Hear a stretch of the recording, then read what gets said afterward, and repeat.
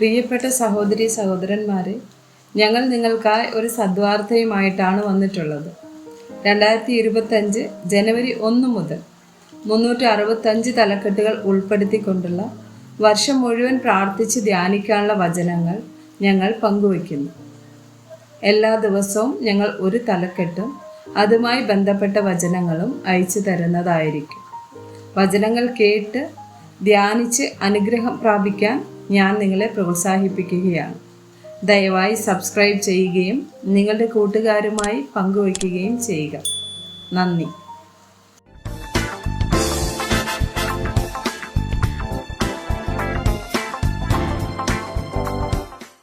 ദിവസം 37. കയ്പ് അല്ലെങ്കിൽ വിദ്വേഷം. എഫേസ്യർ 4:31-32 വചനങ്ങൾ. എല്ലാ കയ്പും കോപവും ക്രോധവും കുറ്റാരവും ദൂഷണവും സകല ദുർഗുണവുമായി നിങ്ങളെ വിട്ടു ഒഴിഞ്ഞു പോകട്ടെ. നിങ്ങൾ തമ്മിൽ ദയയും മനസ്സലിവുമുള്ളവരായി ദൈവം ക്രിസ്തുവിൽ നിങ്ങളോട് ക്ഷമിച്ചതുപോലെ അന്യോന്യം ക്ഷമിപ്പിൻ. ഗലാത്യർ 5:15.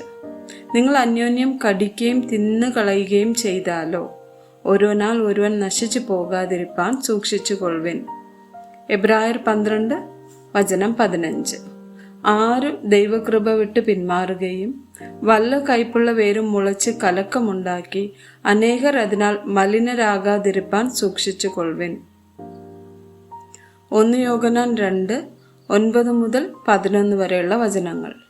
വെളിച്ചത്തിൽ ഇരിക്കുന്നു എന്ന് പറയുകയും സഹോദരനെ പകയ്ക്കുകയും ചെയ്യുന്നവൻ ഇന്നയോളം ഇരുട്ടിലിരിക്കുന്നു. സഹോദരനെ സ്നേഹിക്കുന്നവൻ വെളിച്ചത്തിൽ വസിക്കുന്നു. ഇടർച്ചയ്ക്ക് അവനിൽ കാരണമില്ല. സഹോദരനെ പകയ്ക്കുന്നവനോ ഇരുട്ടിലിരിക്കുന്നു, ഇരുട്ടിൽ നടക്കുകയും ചെയ്യുന്നു. ഇരുട്ട് അവന്റെ കണ്ണ് കുരുടാക്കുകയാൽ എവിടേക്ക് പോകുന്നു എന്ന് അവൻ അറിയുന്നില്ല. 1 യോഹന്നാൻ 3:15. സഹോദരനെ പകയ്ക്കുന്നവൻ എല്ലാം കൊലപാതകനാകുന്നു. യാതൊരു കൊലപാതകനും നിത്യജീവൻ ഉള്ളിൽ വസിക്കുന്നില്ല എന്ന് നിങ്ങൾക്കറിയാമല്ലോ. 1 യോഹന്നാൻ 4:20-21 വചനങ്ങൾ. ഞാൻ ദൈവത്തെ സ്നേഹിക്കുന്നു എന്ന് പറയുകയും തൻ്റെ സഹോദരനെ പകയ്ക്കുകയും ചെയ്യുന്നവൻ കള്ളനാകുന്നു. താൻ കണ്ടിട്ടുള്ള സഹോദരനെ സ്നേഹിക്കാത്തവന് കണ്ടിട്ടില്ലാത്ത ദൈവത്തെ സ്നേഹിപ്പാൻ കഴിയുന്നതല്ല. ദൈവത്തെ സ്നേഹിക്കുന്നവൻ സഹോദരനെയും സ്നേഹിക്കണം എന്നീ കൽപ്പന നമുക്ക് അവങ്കിൽ നിന്ന് ലഭിച്ചിരിക്കുന്നു. മത്തായി 5:43-48 വരെയുള്ള വചനങ്ങൾ. കൂട്ടുകാരനെ സ്നേഹിക്കുക എന്നും ശത്രുവിനെ പകയ്ക്കുക എന്നും അരുളി ചെയ്തത് നിങ്ങൾ കേട്ടിട്ടുണ്ടല്ലോ. ഞാനോ നിങ്ങളോട് പറയുന്നത്, നിങ്ങളുടെ ശത്രുക്കളെ സ്നേഹിപ്പിൻ, നിങ്ങളെ പീഡിപ്പിക്കുന്നവർക്ക് വേണ്ടി പ്രാർത്ഥിപ്പിൻ. സ്വർഗസ്ഥനായ നിങ്ങളുടെ പിതാവിന് പുത്രന്മാരായി തീരേണ്ടതിന് തന്നെ. അവൻ ദുഷ്ടന്മാരുടെ മേലും നല്ലവരുടെ മേലും തൻ്റെ സൂര്യനെ ഉദിപ്പിക്കുകയും നീതിമാന്മാരുടെ മേലും നീതി കെട്ടവരുടെ മേലും മഴ പെയ്യുകയും ചെയ്യുന്നുവല്ലോ. നിങ്ങളെ സ്നേഹിക്കുന്നവരെ മാത്രം സ്നേഹിച്ചാൽ നിങ്ങൾക്ക് എന്ത് പ്രതിഫലം? ചുങ്കക്കാരും അങ്ങനെ തന്നെ ചെയ്യുന്നില്ലയോ? സഹോദരന്മാരെ മാത്രം അഭിവാദനം ചെയ്യുന്നുവെങ്കിൽ മറ്റുള്ളവരെക്കാൾ കൂടുതലായി നിങ്ങൾ എന്താണ് ചെയ്യുന്നത്?